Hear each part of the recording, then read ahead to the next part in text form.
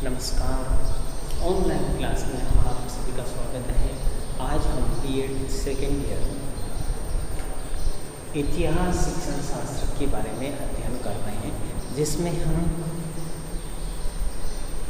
द्वितीय यूनिट के बारे में कुछ महत्वपूर्ण बिंदु हैं, उनके बारे में हम अध्ययन करना चाहते हैं। सबसे महत्वपूर्ण है कि आप जो पढ़ाते हैं वह अधिगम कितना बालक उसको ग्रहण कर रहे हैं, वह उस बात पर डिपेंड करता है।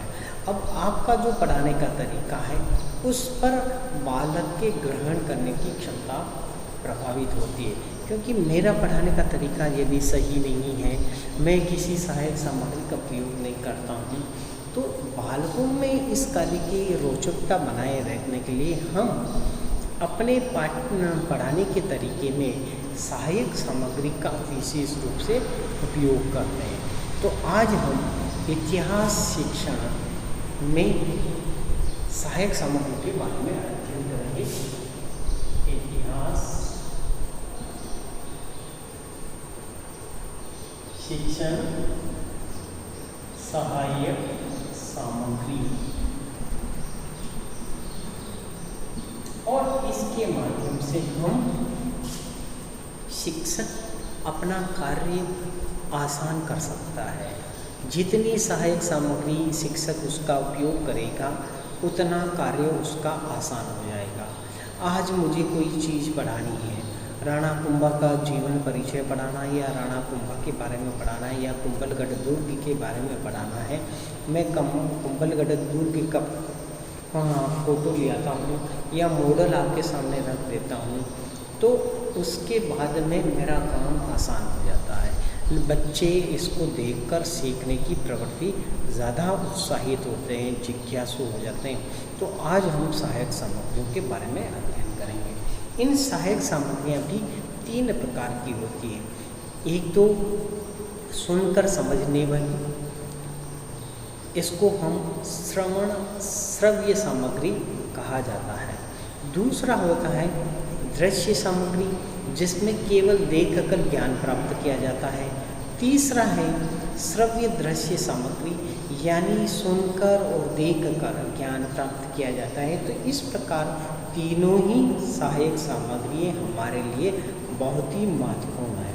तो आज हम इन तीनों सहायक सामग्रियों के बारे में अध्ययन संक्षेप में करेंगे और बारी बारी से इसके विस्तार से अध्ययन करेंगे।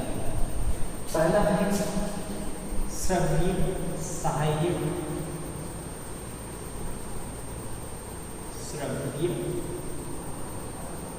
उपकरण या सामग्री। जिन उपकरणों के माध्यम से सुनकर हम ज्ञान प्राप्त करते हैं वह श्रव्य सहायक सामग्री कहलाते हैं। इसमें रेडियो, टेप रिकॉर्डर,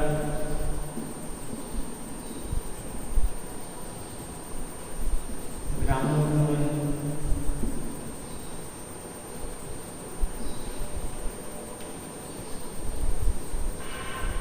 इनके द्वारा हम क्या करते हैं, एक पाठ योजना तैयार कर लेते हैं, ठीक है ना।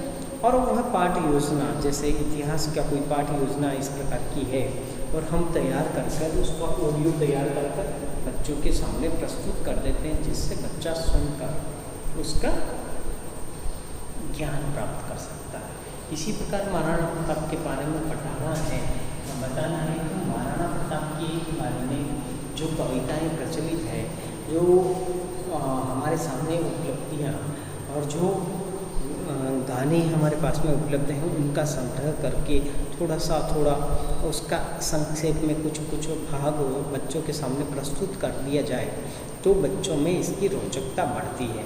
और इस प्रकार की ऑडियो बनाकर बच्चों के सामने प्रस्तुत कर दें, और वर्तमान परिस्थिति में कोविड-19 के परिस्थिति में ऑनलाइन पढ़ाई पर विशेष जोर दिया जाता है, तो श्रव्य सहायक सामग्री, जो कि वर्तमान में सरकार ने भी इसके ऊपर बहुत काम किया है, तो वर्तमान में पाठ योजना तैयार करके आकाशवाणी पर इसका प्रसारण प्रारंभ कर दिया गया है। जिसके माध्यम से बालक उसको सुनकर उसका ज्ञान प्राप्त कर सके। दूसरा था हमारा दृश्य सामग्री, दृश्य उपकरण एवं सामग्री। इसके अंतर्गत हमने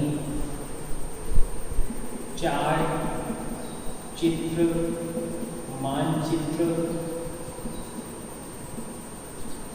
कोई मॉडल बनाया तो मॉडल, ठीक है ना, इस प्रकार हम इनका प्रयोग कर सकते हैं। जैसे कि हम कोई भी स्थान देखकर उसका ज्ञान प्राप्त करते हैं, उसका चार्ट बनाते हैं।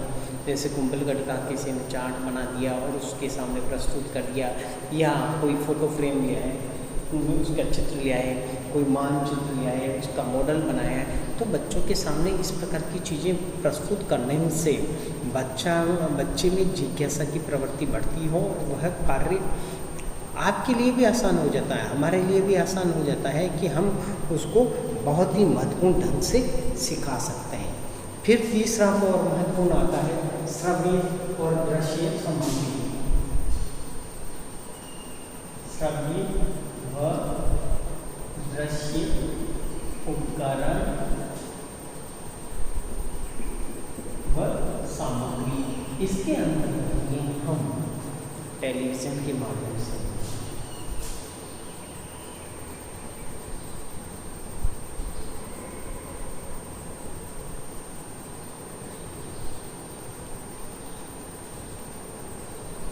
कंप्यूटर के माध्यम से, नेटवर्किंग के माध्यम से इसका ज्ञान प्राप्त कर सकते हैं।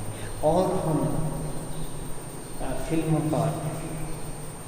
फिल्म भी इसकी बहुत सारी अभी इतिहास फिल्में भी बन चुकी है, तो उन फिल्मों को बच्चों के सामने प्रस्तुत करके हम अपना कार्य प्रभावी कर सकते हैं। इसके साथ में जो प्रोजेक्टर आता है, ऑडियो और वीडियो प्रोजेक्टर, उसके माध्यम से भी हम अपने कार्य को अब प्रोजेक्ट बनाकर बच्चों के सामने प्रस्तुत कर सकते हैं, जिससे बच्चा अति शीघ्र ज्ञान प्राप्त कर सके और वह ज्ञान अस्थायी होता है।